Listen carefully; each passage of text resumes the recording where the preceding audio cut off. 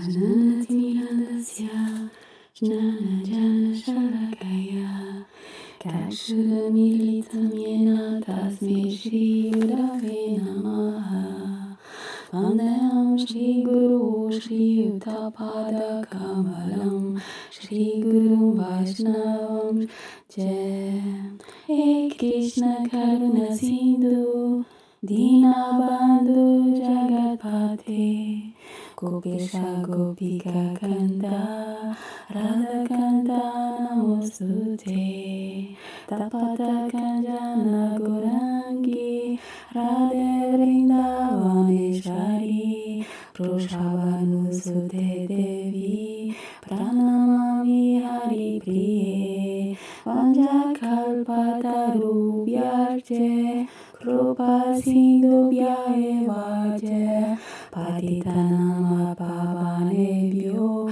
Vaishnavebhyo Namo Namaha Vaishnava Jana Totene Kahije Pita Bhagye Janere. Continuação do estudo da Srimad Bhagavad Gita, a partir do capítulo 2, verso 49 em diante. Durena yavanan karma buddhiyoga dhananjaya buddhau sharanam amvicha krupanaha paraitava. Krishna diz: as obras são muito inferiores ao yoga da inteligência ou Dhananjaya. Em vez disso, deseja refúgio na inteligência. Almas pobres e miseráveis são aquelas que fazem do fruto das suas ações o objeto dos seus pensamentos e atividades. As obras são muito inferiores ao yoga da inteligência. Krishna diz aqui que quando alguém tem motivos egoístas, quando está a fazer as coisas de uma maneira muito egoísta, está desprovida deste conhecimento do yoga ou equanimidade, mas quando não se concentra no fruto da ação, alcança o divino. Neste contexto, Krishna diz que o que quer que façam devem fazê-lo com um motivo altruísta, porque se o fizerem com o motivo de alcançar alguma coisa, e aqui ele diz, almas miseráveis são aquelas que fazem do fruto das suas ações o objeto dos seus pensamentos e atividades, disse ele. Isto é o orgulho, isto é o ego. As pessoas irão sempre reivindicar que fizeram isto ou que fizeram aquilo. Mesmo que esta ação pareça boa, não é? Depois começam a comparar. Se eu fizer isto, vou conseguir aquilo. Eles trabalham como pessoas normais que estão a fazer karma yoga no mundo exterior e só não as libertará.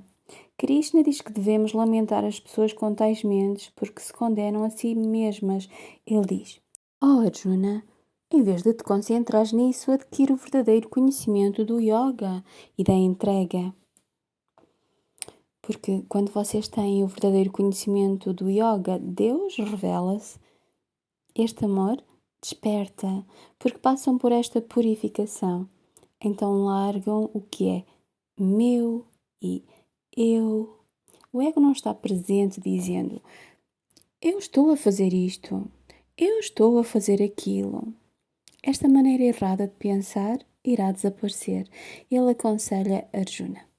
Se entrares neste miserável estado mental e te agarrares a estes objetos da ação, é uma pena. Ele aconselha Arjuna a não ser pobre e miserável como estas pessoas e diz, tu és sábio. Capítulo 2, verso 50 e 51.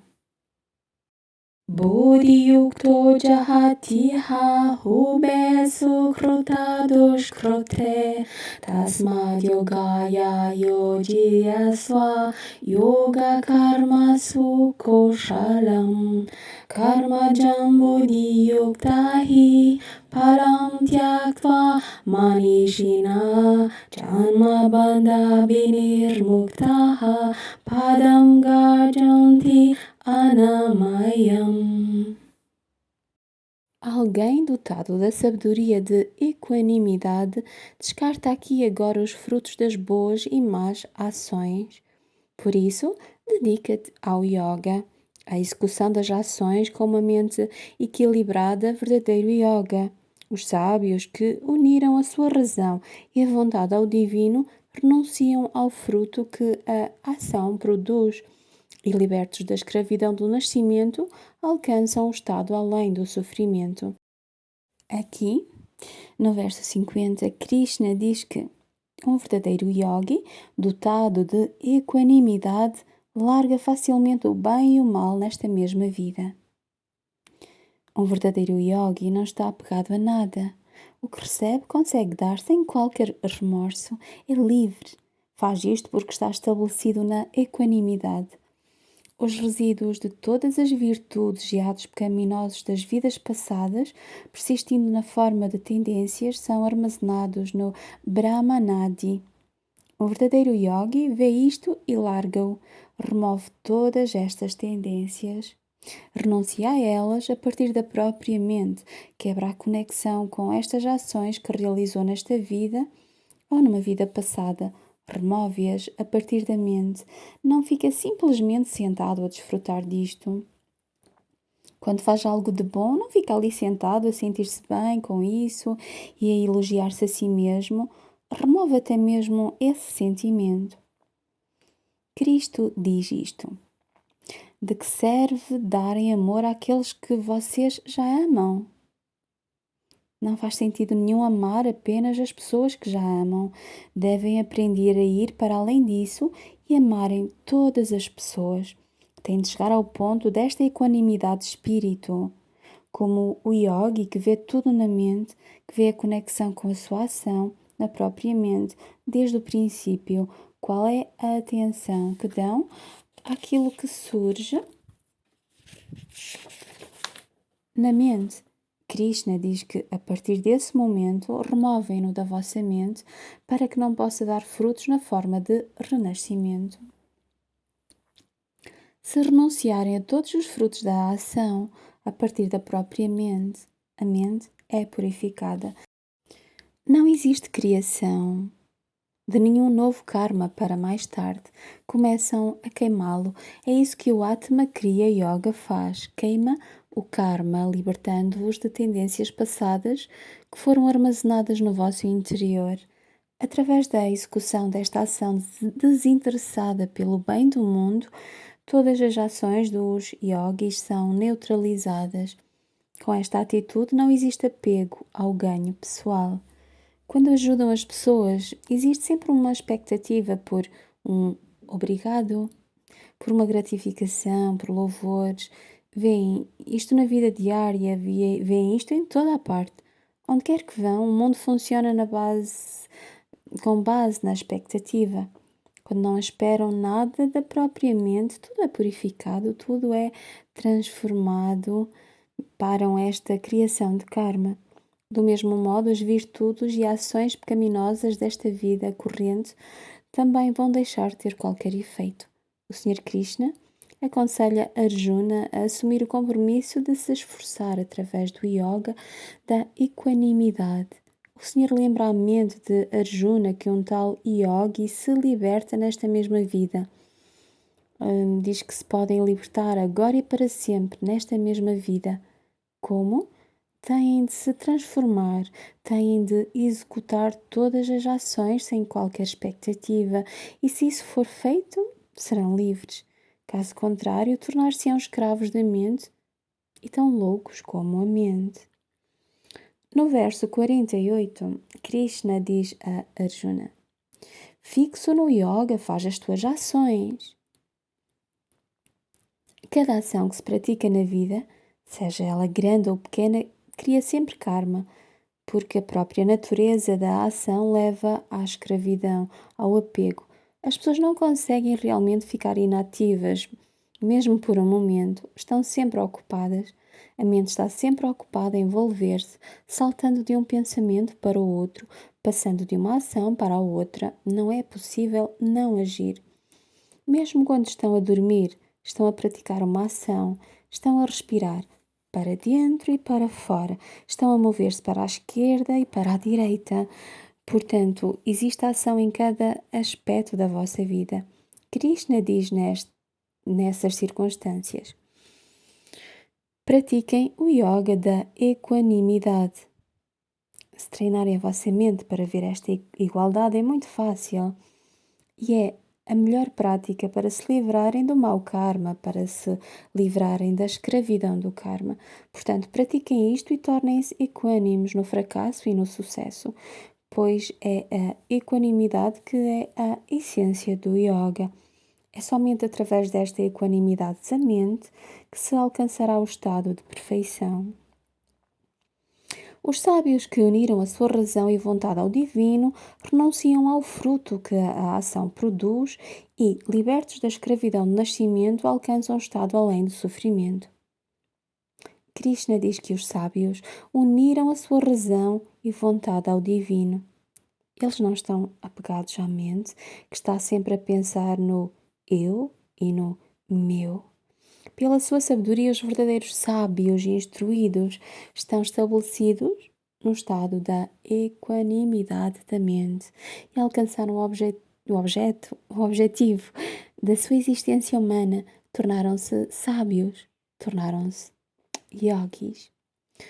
Um nascimento humano é a porta para a salvação. O Sr. Krishna diz aqui: aquele que alcança o nascimento humano deve perceber o quão importante este é. Este nascimento humano não veio para criar karma. Não receberam este corpo humano para dançar ao som de Maya. Não receberam este corpo humano para desfrutarem do apego a este mundo. Não estão aqui para se prenderem a esta realidade. Estão aqui para se elevarem. Estão aqui para se libertarem, para se desapegarem, para se elevarem às virtudes divinas, à consciência de Deus.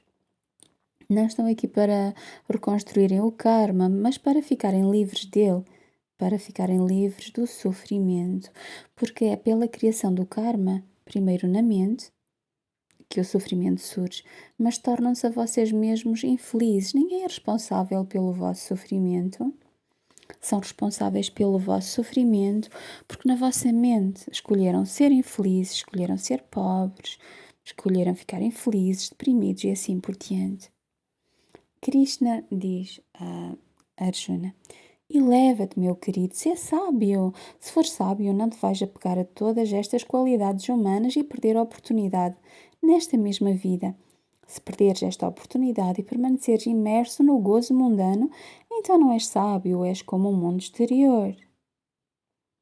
Pela estabilidade do yoga, da equanimidade da mente, deixa-se de ter qualquer conexão com o fruto da ação realizada na vida corrente, assim como com o fruto da ação realizada em inúmeras vidas passadas. Isto liberta-vos automaticamente do ciclo de nascimento e morte. São libertados desta escravidão quando renunciam ao fruto que é consequência da ação. Krishna diz que o sábio que é libertado do sofrimento, que é libertado de toda a dor de Maya, obterá automaticamente a morada suprema de Deus. Ao ficar livre da mente, a libertação é automaticamente alcançada. A pessoa alcança os pés de lótus do Senhor e fica totalmente entregue. Eleva-se, vai além do poder da própria natureza e as qualidades divinas começam a manifestar-se através dela. Aquele que está totalmente acima de todas as qualidades negativas torna-se idêntico ao Brahman Supremo, a Narayana. Então as qualidades de Narayana começam a manifestar-se através dessa pessoa, com a obtenção da morada suprema do Senhor Narayana, com a realização do estado supremo de Brahma. A pessoa desperta e Satchitananda manifesta-se através dela. Todos os atributos do divino começam a brilhar através dela. E vai-se até mesmo além da realidade, onde o céu está presente. Este estado está além do próprio céu, vai-se além do estado dualista na mente. E isto quebra toda a escravidão do nascimento e morte.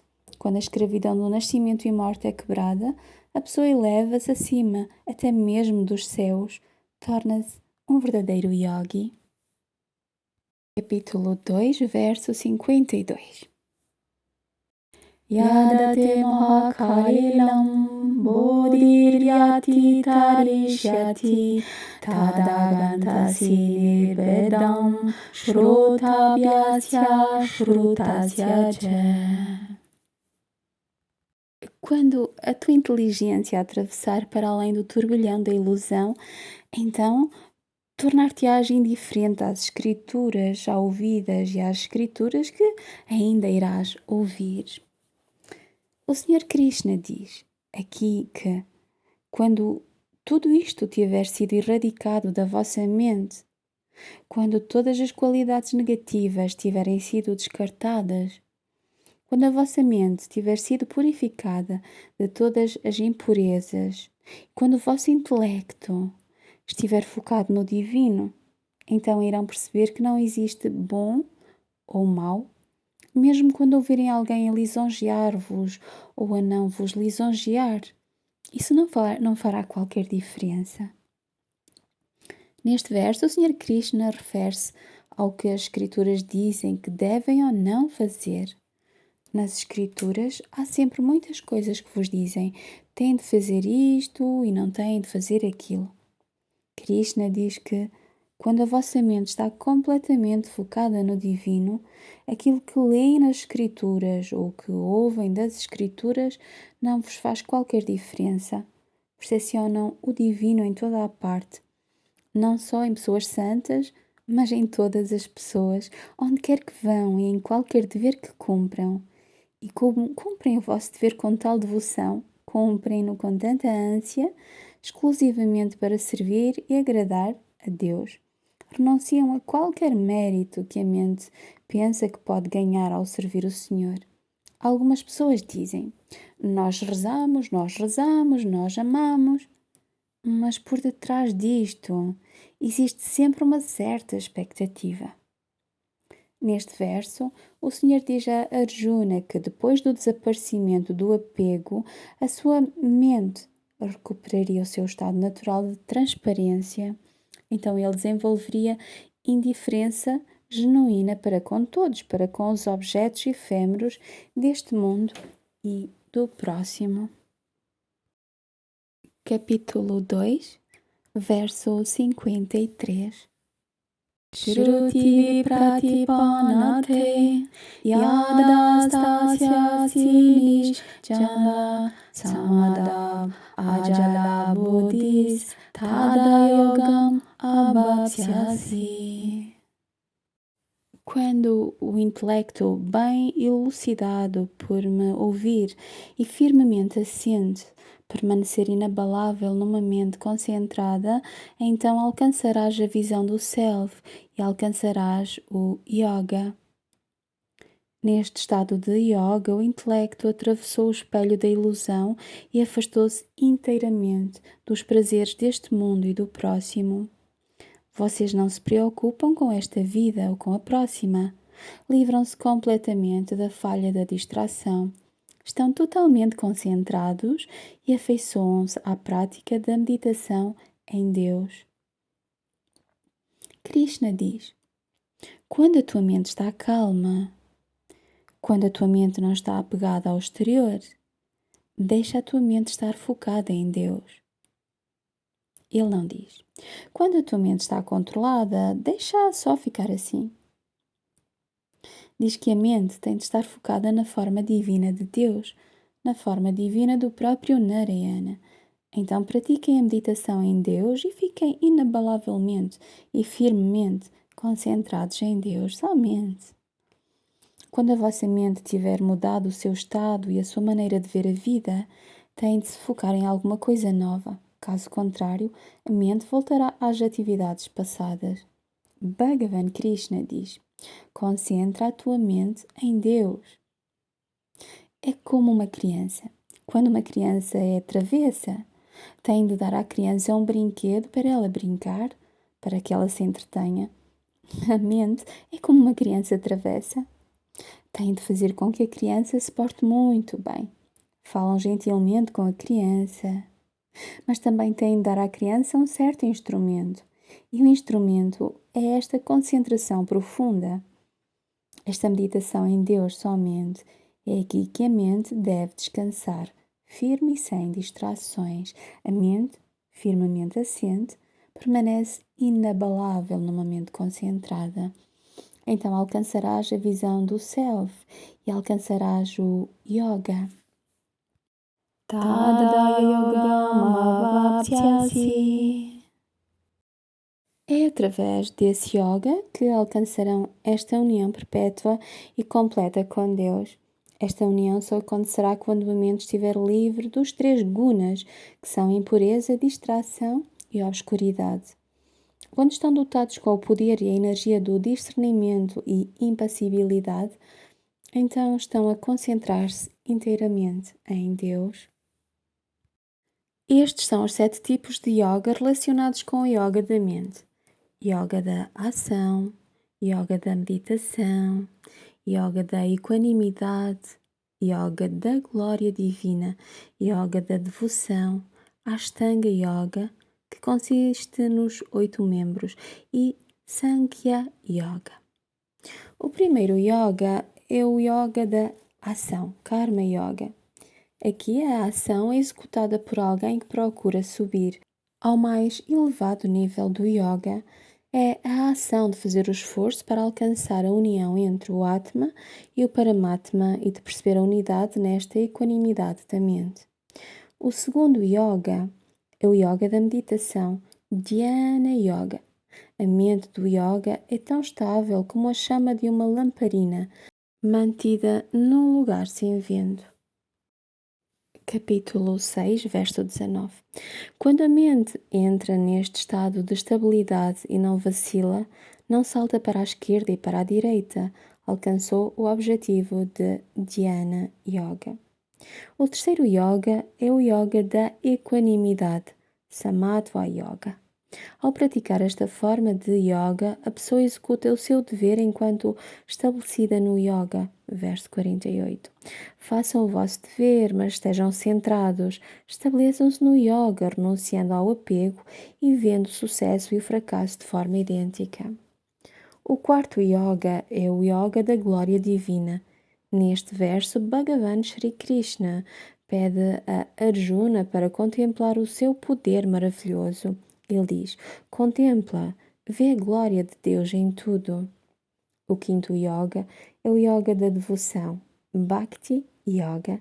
Neste verso, Krishna diz que o yoga de Bhakti existe quando uma pessoa venera Deus constante e exclusivamente. Nesta forma de yoga, coloca-se Deus em primeiro lugar e faz tudo pelo amor de Deus. O sexto yoga é dos 8 membros, Ashtanga Yoga. Este yoga é mencionado como um sacrifício. É uma mistura de Sankhya Yoga e Karma Yoga. Este é o yoga da expressão física. O Sr. Krishna diz que não se deve ficar apegado à execução de yoga físico. Deve-se fazê-lo num estado de desapego. Isto, manter-vos já num estado saudável, irá desenvolver uma certa energia e vibração que vos ajudará a evoluir no vosso sadhana. O sétimo yoga é Sankhya Yoga, que é explicado por Krishna ao longo deste capítulo. Mais adiante, Arjuna pergunta: o que é um yogi? Temos falado aqui sobre o yogi. Para se tornarem um yogi, precisam de estar centrados em todas as formas de yoga. Quando alguém dominou estes 7 passos do yoga, torna-se automaticamente um yogi. O primeiro tipo de yogi é chamado Mahayogi. Um Mahayogi é o próprio Deus. O segundo tipo de yogi é um conhecedor do Self. Quando Krishna fala sobre este yogi, está a falar sobre aquele que conhece o seu Self. O terceiro tipo de yogi é aquele que entregou o corpo, a mente e o intelecto a Deus. Este é um Bhakta. Um Bhakta que entregou o corpo, a mente e o intelecto a Deus é um verdadeiro yogi. O quarto tipo de yogi é um Karma Yogi. Um Karma Yogi é aquele que executa todas as ações sem apego, apenas para autopurificação. Um Sankhya Yogi é um yogi que compreende e se identifica com Brahman. Um Bhakti Yogi está completa e constantemente em meditação sobre Deus com uma mente não dividida. Pratica profundamente as formas de Bhakti, devoção e ação, sem nenhum interesse ou qualquer objetivo pessoais. Um Dhyana Yogi é um ermita que se refugia para grutas para se isolar. Os ermitas estão em constante meditação. Concentrar-se no divino é a coisa mais importante para eles. Assim, podem ver que os yogis têm diferentes qualidades.